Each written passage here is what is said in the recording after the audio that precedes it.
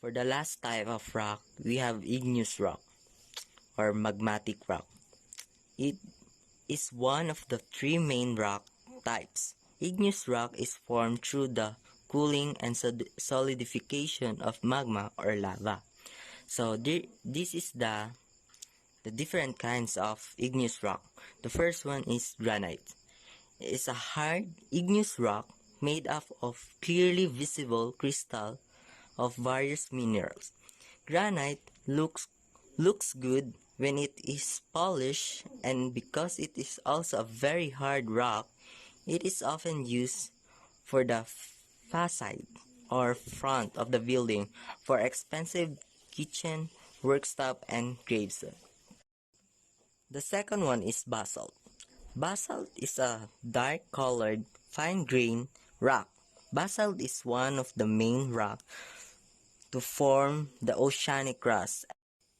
And for the last but not the least, the pumice rock. Pumice is a form in volcanic eruption when gas is violently released from the still, molten rocks, creating a rock with thousands of tiny bubbles in it. Pumice is very light, so light in fact that it can sometimes float on water. That's all. Thank you.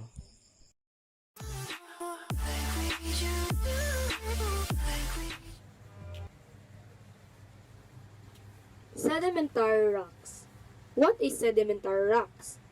These are the rocks formed from sediments. They are deposited over time and often shown layers which can be seen in cliffs. Sediments are usually formed from matter which falls to the bottom of the ocean and lakes. For first sedimentary rock, we have the rock salt. Rock salt is a chemical sedimentary rock that forms from the evaporation of ocean or saline lake waters. In short, it is a mineral form of sodium chloride. Conglomerate. It is a clastic sedimentary rock that contains large rounded materials. In short, it is formed by the consolidation and lithification of gravel.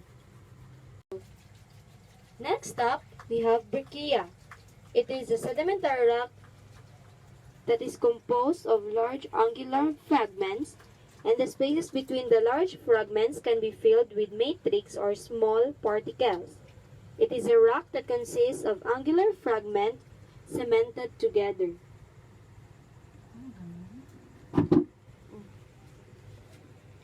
Next up, we have coal. Coal is an organic sedimentary rock that forms mainly from plant debris. The plant debris usually accumulates in a swamp environment. Coal is combustible and is often mined for use as fuel. Coal. Lastly, we have limestone.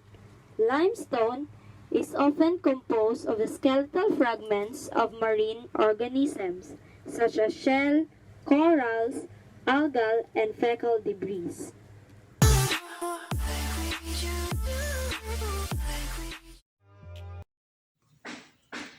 Sawadee-kap, this is Nielbert Raner, and today we will talk about rocks, specifically metamorphic rocks.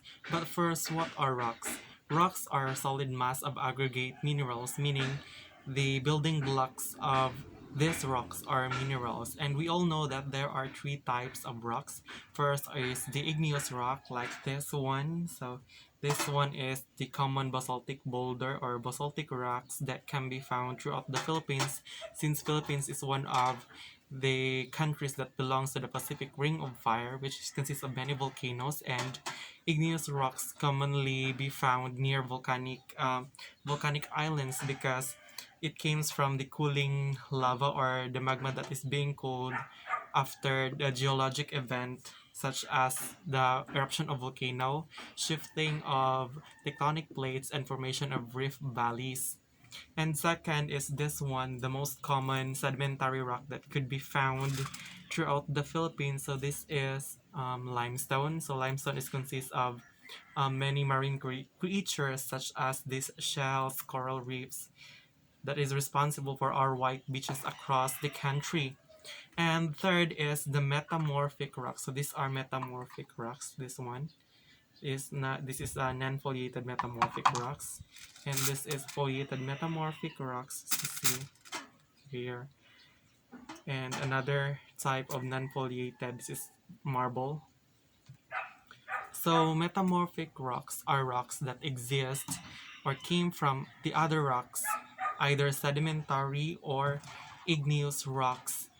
They become metamorphic rocks through the process of metamorphism, meaning to change phase because of heat and pressure. And as heat and pressure applied to these rocks, there is what we call the chemical reaction that is responsible for the new phase of these rocks, creating new rocks that belongs to the metamorphic rocks. So let's begin with metamorphic rocks. So there are two types also of metamorphic rocks. Metamorphic rocks has two categories, the non-foliated and foliated. So defoliated is what we call, has layers or layered, what we call that, yung ano niya, yung structure niya ay parang layered siya. Tapos may makinis, 'di ba? Makinis yung kanyang what we call that cleavage. Makinis yung kanyang itaas. Tapos napaka-compacted, 'di ba? Compacted siya masyado. Ganun yung foliated. Ay non-foliated rather. Pero yung foliated, pag tingnan niyo siya, may mga maliliit na crystals na nakadikit. Yan o. Ito pa. May mga maliliit na crystals. Kasi ganyan yung nangyayari kapag either yung what we call that sedimentary rock or yung igneous rock, kapag na-break siya tapos natambak yung mga sediments niya, tapos natambakan pa ng mga other sediments as times goes by, tapos nagkaroon ng pressure, tapos habang papailalim tumataas yung temperature, kaya nagkakaroon ng mga bagong formation ng bato na tinatawag nating metamorphic rocks. Halimbawa itong limestone, kapag ito ay nadurog tapos inanod ng tubig patungo sa mga delta natin, yung mga sedimentary deposits or yung mga sediment deposits sa ating mga katabing baybayin. Tapos kapag natabunan uli ng mga maraming sediments, nagiging compacted siya or nagiging cemented doon. At habang tumatakbo yung panahon, yung mga sediments po ay nagkakaroon ng pressure sa ilalim. At habang papailalim, tumataas yung temperatura, tumataas yung init sa ilalim, kaya nagkakaroon ng chemical reaction. At from being a limestone or sedimentary rock, nagiging metamorphic po siya, tulad nitong quartz. Galing po to sa limestone. Yeah, galing sa limestone. Pag nagiging ganito yung structure niya. Tingnan nyo, parang ganito, nagiging ganito siya. So, ganyan yung process ng metamorphism. Malaking tulong talaga yung heat and temperature. So, sa ano naman, sa mga igneous rock, kapag yung igneous rock nabaon sa ilalim ng lupa, tapos habang yung panahon, nagkakaroon ng pressure dahil natambakan sa ibabaw hanggang pumapailalim siya. At ganoon nga, habang pumapailalim yung igneous rock, tumataas yung temperatura, kaya yung ibang mga minerals doon sa nabaunan niya dumikit sa kanya at nagkakaroon ng recrystallization. At ito yung nangyayari, may nakadikit na mga ibang minerals. Tingnan nyo, ayan may ibang minerals, may parang quartz yata yan. Ito yung tinatawag na amphibole na metamorphic rock. Diba? Ba yung structure niya, ganun. Tapos ito yun naman yung tinatawag nating ibang uri din ito ng metamorphic rock. Tingnan nyo,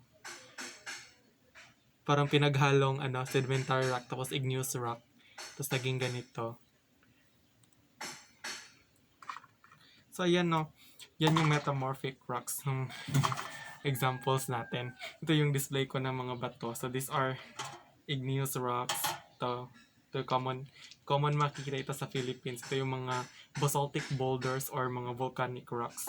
So pinaka-common makikita ito kahit saan dito sa Pilipinas. Ito yung responsible bakit may white sand beaches. Kasi yung limestone galing siya sa mga marine animals or aquatic animals na namatay at natabunan ng mga sediments kaya naging ganito, nagiging bato sila, naging compact, naging semento dahil sa pressure at temperatura. At habang tumataas yung pressure at temperatura, nagiging mga metamorphic rocks sila. Ito yung mga metamorphic rocks na example natin. Meron tayong quartz, saka mga phebolite, at mayroon din tayong parang slate yata to na naging metamorphic rocks. Makikita ito sa mga sapa, sa mga ilog. So sa rock cycle, mauuna yung igneous rocks dahil ganito yung nangyayari. Kapag ang magma ay lumabas through geologic events such as volcanic eruption, shifting of tectonic plates, and formation of rift valleys, pag lumalabas yung magma, kapag nalamigan siya, tumitigas at nagiging bato. Tingnan nyo. Ito yung basaltic rocks na common na makikita sa Philippines. Tingnan nyo, napaka-coarse ng napaka-coarse ng structure niya at halatang may mga butas-butas. Yung mga butas-butas ay from air bubbles po yan. Kapag lumamig siya, yung mga gas ay natrap sa loob kaya nagkakaroon ng mga butas. Ayan, kaya madali siyang mabasag. At kapag ito yon, pag nabasag yung mga sediments niya at carried away ng mga mechanical process or biological process such as nanod ng tubig sa ilog, tapos natambak doon sa ating mga delta deposits, yung mga lupa, or sa ating floodplain, yung mga lupa na malapit sa ilog na pinagtatambakan ng mga sediments. Kapag bumabaha, nagiging compact, nagko-compact yun sila, naging nasisemento. Kaya kapag tumigas ulit, nagkakaroon ng ibang uri na naman ng bato or rocks na yun yung tinatawag nating sedimentary rocks. At kapag yung mga sedimentary rocks ay patuloy na tatambakan ng another groups of sediments, tapos pumapailalim, tumataas yung temperatura at mas tumataas rin yung pressure dahil pinaibabawan siya ng mga other sediments, at habang pumapalipas yung panahon, natatambakan uli siya at nagkakaroon na ng mas pressure, tapos uminit habang papailalim. Yung iba nga natutunaw dahil sa sobrang init, nagkakaroon ng ibang uri ng bato. Ito na tinatawag nating metamorphic rocks. So yun lang po, sana may natutunan kayo sa ating munting discussion about rocks, specifically metamorphic rocks, diba? From igneous rocks to sedimentary rocks to metamorphic rocks. Diba connected yung process? Kasi ito yung continuous process. Tinatawag natin itong cycle or rock cycle. And you know that rocks are responsible kung bakit may lupa. Kasi kapag yung rocks ay nabibreak, napo-form siya into soil. And yung soil, diba yung rocks may minerals, kaya yung soil natin may minerals na siyang pinagkukunan ng mga halaman ng minerals na kinukunan ng mga halaman upang gawing pagkain and gawing part of the photosynthesis. At kapag naging part, namumunga yung halaman, pinagkukunan natin ng pagkain. Kaya napaka-importante ng bato sa ating kalikasan, at hindi lang po siya basta-bastang bato, part po siya ng ating pamumuhay. Kaya napakahalaga ng bato, at bakit ito rin yung dahilan kung bakit parte siya na ating pag-aaralan. So maraming salamat po, hanggang sa muli. Bye-bye!